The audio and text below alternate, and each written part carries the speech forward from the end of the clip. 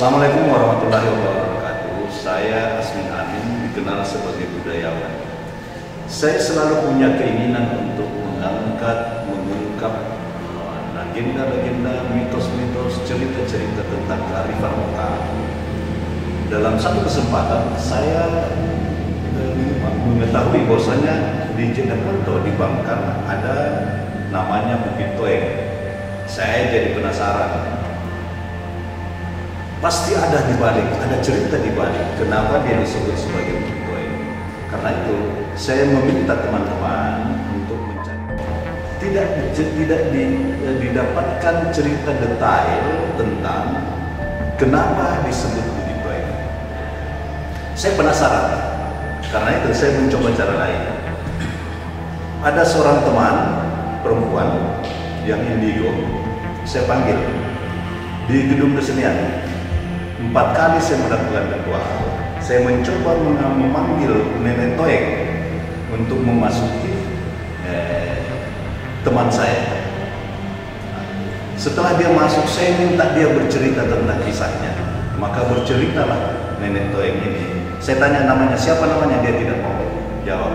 Dia hanya minta saya panggil saja Nenek Toeng.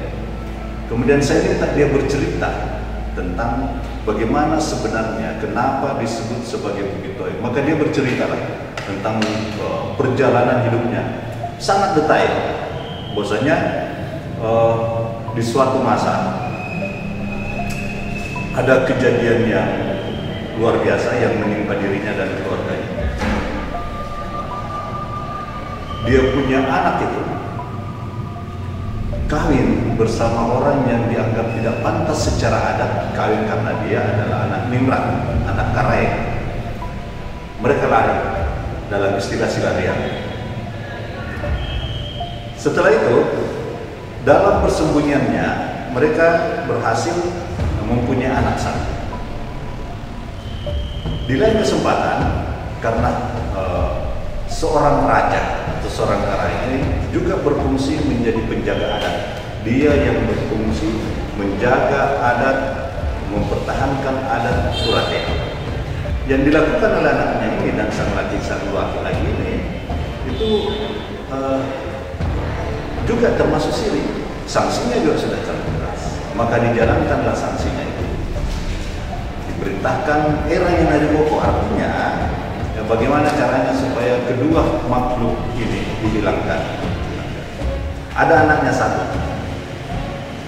Anaknya ini yang kemudian dibawa oleh Karengintang. Karengintang ini adalah istri dari Kareng Bangkala ini. Bukan Karengan, istri dari Kareledek dalam cerita ini.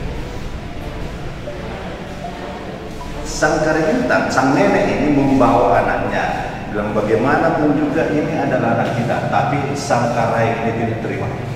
Dia tetap pada pendiriannya bahwasanya ini adalah anak haram. Malah karena sayangnya kepada cucunya, ini berkeras minta supaya dia anak tetap kita pelihara.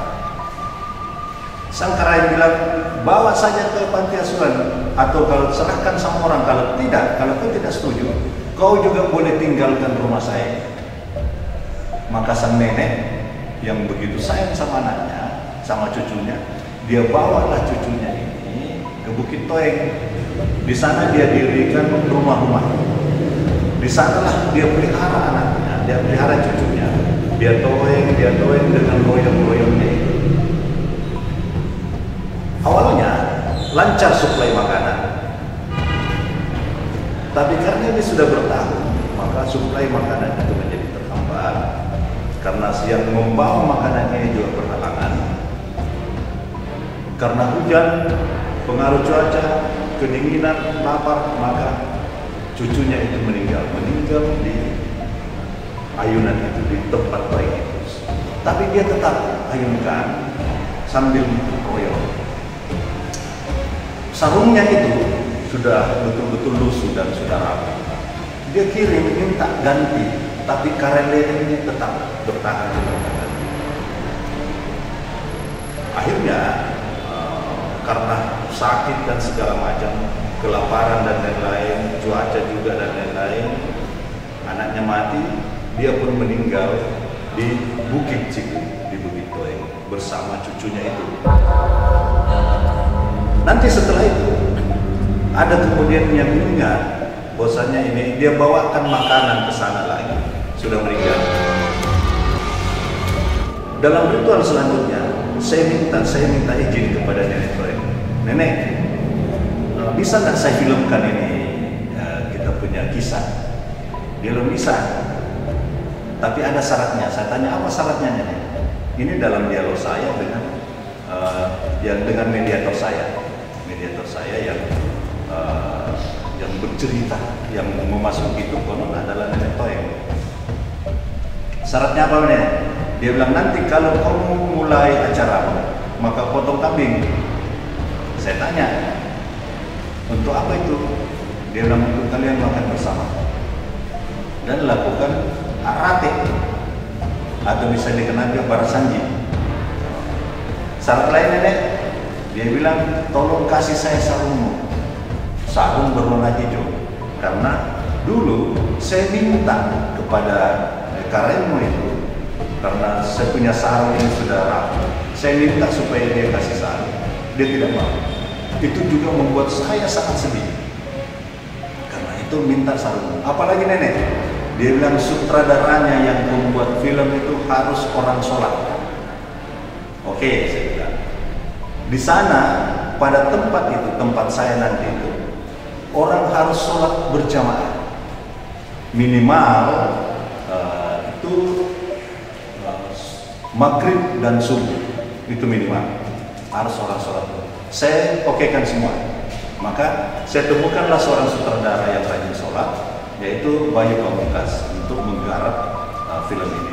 Dan di sana juga kita gagas supaya kita tetap melakukan sholat berjamaah itu.